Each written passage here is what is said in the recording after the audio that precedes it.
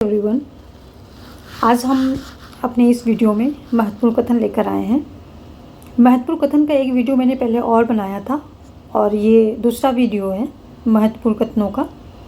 इसके बाद भी और भी बनाएंगे। जो भी चैप्टर हमने अभी तक कंप्लीट किए हैं राजनीति सिद्धांत के, अब उन सभी के महत्वपूर्ण कथन को कंप्लीट करके फिर हम अपना दूसरा पार्ट जो है विचारक पर चलेंगे और वहाँ पर उसको फिर कंप्लीट करेंगे।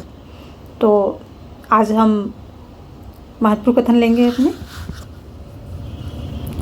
सबसे पहला कथन देखें। इसके पहले के जो कथन कुछ हैं वो पहले वीडियो में हैं। ये हमारा दूसरा वीडियो है, ये दूसरा वीडियो है। तो इसमें हम यहाँ जो लास्की क्या कहते हैं, अधिकार सक्षम निरंकुशवाद से भी निरंकुश है। ये लास्की जो है, लास्की महोदय अधिकार को डिफिनेशन देते हुए अधिकार के बारे में बताते हुए कह रहे हैं कि अधिकार सक्षम निरंकुशवाद से भी निरंकुश है। लाक क्या कहते हैं? लाक कहते हैं कानून एवं स्वतंत्रता एक दूसरे के पूरक है। ये कानून के बारे में, कानून और स्वतंत्रता एक दूसरे के पूरक हैं या विरोधी हैं, तो ये उसके बारे में बता रहे हैं। कानून एवं स्वतंत्रता एक दूसरे के पूरक हैं।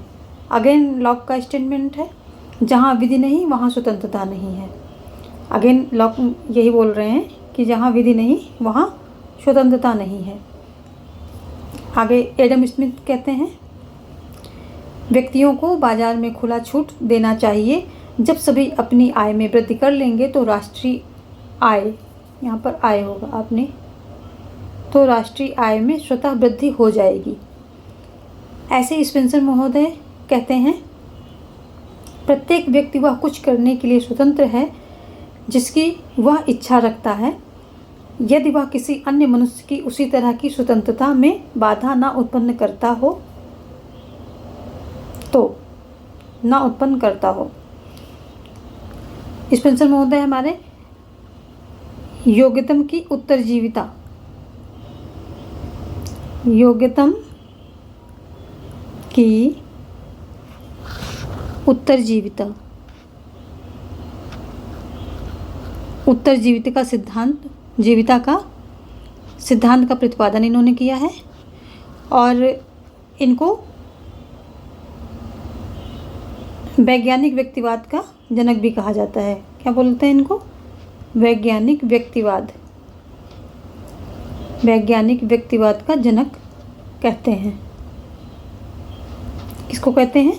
स्पेंसर महोदय को कहते हैं। ऐसे ही आगे मिल क्या कहते हैं? मिल नकारात्मक स्वतंत्रता के पक्षधर हैं और वो व्यक्ति को पूरी तरह से स्वतंत्रता देना चाहते हैं। ये कहते हैं मनुष्य अपने मस्तिष्क एवं शरीर पर संप्रभु है। मस्तिष्क एवं शरीर पर संप्रभु से इनका दो मीनिंग निकलता है। मस्तिष्क एवं शरीर, मस्तिष्क का मतलब है भाषण, बोलने की, भाषण या बोलने की स्वतंत्रता होनी चाहिए सभी को। और शरीर पर, शरीर का मतलब होता है कार्य करने की स्वतंत्रता। शरीर से मतलब क्या है? कार्य करने की स्वतंत्रता होनी चाहिए। कार्य करने की स्वतंत्रता, स्वतंत्रता, कार्य करने की स्वतंत्रता होनी चाहिए। और कार्य में भी इन्होंने दो इनको कार्यों को कैसे विभाजित किया है? स्वसंबंधी कार्य, स्व संबंधी कार्य, और दूसरा है अन्य संबंधी कार्य, अन्य संबंधी कार्य, अन्य संबंधी कार्य। और मिल कहते हैं कि जो स्व संबंधी कार्य होता है इसमें राज्य, ये व्यक्ति के अपने व्यक्तिगत उनके कार्य होते हैं जो कि जिसका प्रभाव समाज पर नहीं पड़ता है, उसे स्व संबंधी कार्य कहते हैं। और उसमें राज्य किसी प्रकार का हस्तक्षेप नहीं लगा सकता है, ना ही किसी प्रकार का प्रतिबंध लगा सकता है। जबकि जो अन्य संबंधी कार्य हैं इस पर राज्य प्रतिबंध लगा सकता है, क्योंकि इन कार्यों का प्रभाव समाज के दूसरे व्यक्तियों पर पड़ता है, समाज पर पड़ता है। तो अन्य संबंधी कार्य पर मिल कहते हैं राज्य प्रतिबंध लगा सकता है, जबकि जो स्व संबंधी कार्य हैं उस पर राज्य प्रतिबंध नहीं लगा सकता है। तो इस जो ये डेफिनेशन कथन है मिल का, मनुष्य अपने मस्तिष्क एवं शरीर पर संप्रभु है, इसका जो अब इनकी थ्योरी हमने पढ़ाई है उसमें बता रखा है कि इसका 2 मीनिंग निकलता है। मस्तिष्क पर संप्रभु मतलब बोलने के लिए स्वतंत्र है, और शरीर पर संप्रभु मतलब कार्य करने के लिए स्वतंत्र है। और कार्य को 2 भागों में डिवाइड किया गया है, स्वसंबंधी कार्य जिसमें राज्य कोई प्रतिबंध नहीं लगा सकता है, और अन्य संबंधी कार्य जिसमें राज्य प्रतिबंध लगा सकता है। अब हम देखेंगे मिल क्या कहते हैं, क्योंकि ये लोगों के बोलने के प्रचलित है। तो 10 सनकी व्यक्तियों में से 9 निरर्थक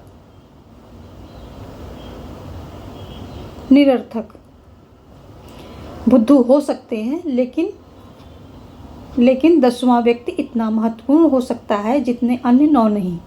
ये मिल कहते हैं क्योंकि वो बोलने की स्वतंत्रता देते हैं। आगे फिर बोलने के स्वतंत्रता का पक्ष लेते हुए कहते हैं, यदि संपूर्ण समाज एक तरफ हो जाए और एक व्यक्ति एक तरफ हो तो संपूर्ण समाज को यह अधिकार नहीं है कि वह उस व्यक्ति को चुप करा सके। यदि वह व्यक्ति भी शक्तिशाली हो तो संपूर्ण समाज को चुप नहीं करा सकता। ऐसा कहते हैं मिल महोदय। आगे ये हमारे रूसो महोदय हैं। रूसो महोदय ने क्या कहा है? रूसो ने कहा है, स्वतंत्रता का भाग्य कानून के हाथ बंधा है। क्या कहते हैं? स्वतंत्रता का भाग्य कानून के हाथ बंधा है, ऐसा रूसो महोदय मानते हैं। ग्रीन कहते हैं आत्म तत्व समाज तत्व है और व्यक्ति एक सामाजिक प्राणी है। अगेन ग्रीन फिर कहते हैं, स्वतंत्रता ऐसे कार्यों को करने का नाम है जो करने योग्य है। ये ग्रीन महोदय का स्टेटमेंट है। अगेन ग्रीन कहते हैं, जिस प्रकार सौंदर्यता कुरूपता का अभाव नहीं है, उसी प्रकार स्वतंत्रता प्रतिबंधों का अभाव नहीं है। ये ग्रीन महोदय कहते हैं। कांट कहते हैं, जो व्यक्ति निम्न प्रवृत्तियों को वश में करने में असफल है वह स्वतंत्र नहीं अपितु गुलाम है। सच्ची स्वतंत्रता सार्वभौमिक बुद्धि के विकास में है। ये कांट का कथन है, क्योंकि कांट एक आदर्शवादी विचारक माने जाते हैं और नैतिक मूल्यों को इन्होंने महत्व दिया है। ऐसे हेगल महोदय क्या कहते हैं? हेगल महोदय कहते हैं, व्यक्ति अपनी स्वतंत्रता राज्य में रहकर ही प्राप्त कर सकता है। क्या कहते हैं हेगल महोदय? कि व्यक्ति अपनी स्वतंत्रता राज्य में रहकर ही प्राप्त कर सकता है। इसी प्रकार रूसो कहते हैं, अगेन रूसो क्या कहते हैं? सच्ची स्वतंत्रता अनुशासन के पालन करने में है। ये रूसो का कथन है। आगे हाब्सहाउस कहते हैं, भूख से मरते व्यक्ति के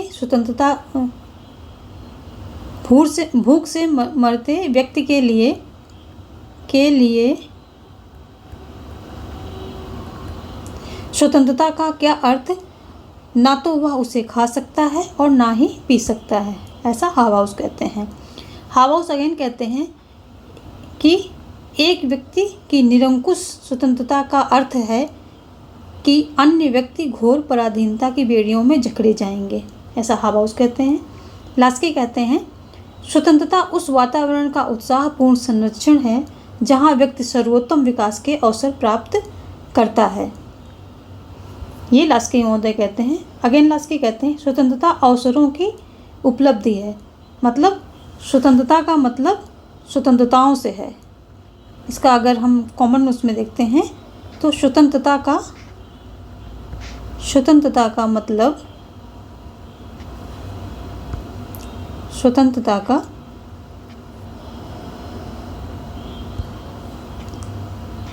मतलब किससे है? स्वतंत्रताओं से है। यानी स्वतंत्रता का मतलब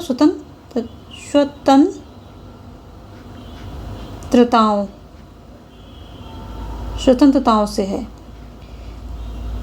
यानी कि उसको हर क्षेत्र में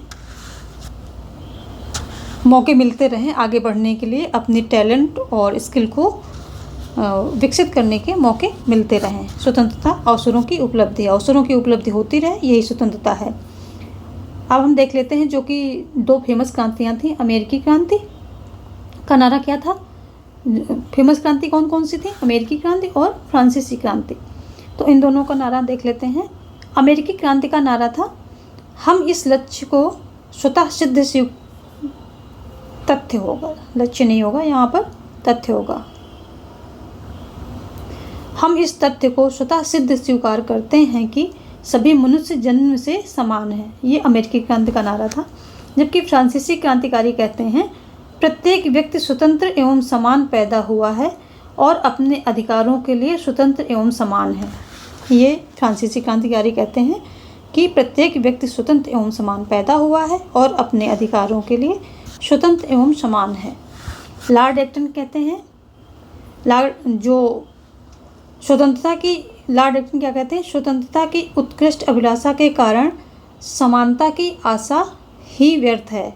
ये लॉर्ड एक्टन कहते हैं जो स्वतंत्रता और समानता में जो स्वतंत्रता और समानता में संबंध के नकारात्मक दृष्टिकोण के हैं। कौन है कहें? लॉर्ड एक्टन और डी टॉकविले। ये दोनों स्वतंत्रता समानता के नकारात्मक दृष्टिकोण से संबंधित हैं, विचारक हैं। और तो लॉर्ड एक्टन क्या कहते हैं? लॉर्ड एक्टन का कथन है स्वतंत्रता की उत्कृष्ट अभिलाषा के कारण समानता की आशा ही व्यर्थ है। जबकि डी टॉकविले कहते हैं, ये भी नकारात्मक दृष्टिकोण से हैं, लोकतंत्र का विस्तार स्वतंत्रता को जितना अधिक बढ़ावा देगा, बढ़ावा होगा यहाँ पर, बढ़ावा देगा, समानता के लिए उतना अधिक खतरा पैदा करेगा। क्या कहते हैं डी टॉकविले? लोकतंत्र का विस्तार स्वतंत्रता को जितना अधिक बढ़ावा देगा, समानता के लिए उतना अधिक खतरा पैदा होगा। ये डी टॉकविले कहते हैं। आर.एस. दानी कहते हैं समानता की एक बड़ी मात्रा स्वतंत्रता के विरोधी ना होकर उसके लिए सहायक होती है। आर.एस. दानी का कथन है ये। लास्की क्या कहते हैं? बिना कुछ समानता के स्वतंत्रता छिछली एवं स्वतंत्रता के अभाव में समानता निरर्थक होती है। प्रोफेसर पोलार्ड कहते हैं स्वतंत्रता की समस्या का केवल एक ही हल है, वह समानता में निहित है। क्या कहते हैं पोलार्ड? स्वतंत्रता की समस्या का केवल एक हल है, वह समानता में निहित है।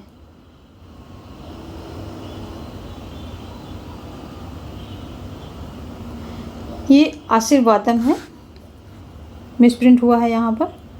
तो आशीर्वादम क्या कहते हैं?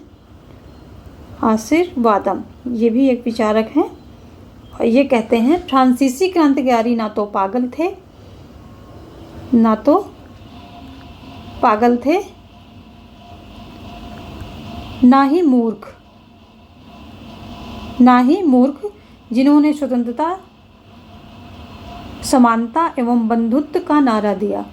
तो क्या है? फ्रांसीसी क्रांतिकारी ना तो पागल थे ना ही मूर्ख जिन्होंने स्वतंत्रता समानता एवं बंधुत्व का नारा दिया। ये कौन कहता है? आशीर्वादम जी कहते हैं।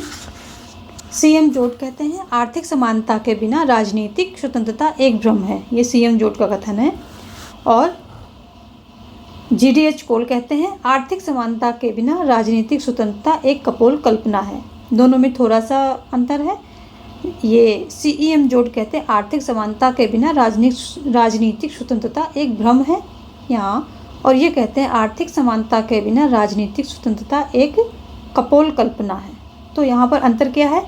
जोड भ्रम बताते हैं और कोल कपोल कल्पना बताते हैं। इसको ऐसे भी देख सकते हैं कि जिसमें कोल है वो कपोल, यानी कि इधर कोल है और इधर कपोल।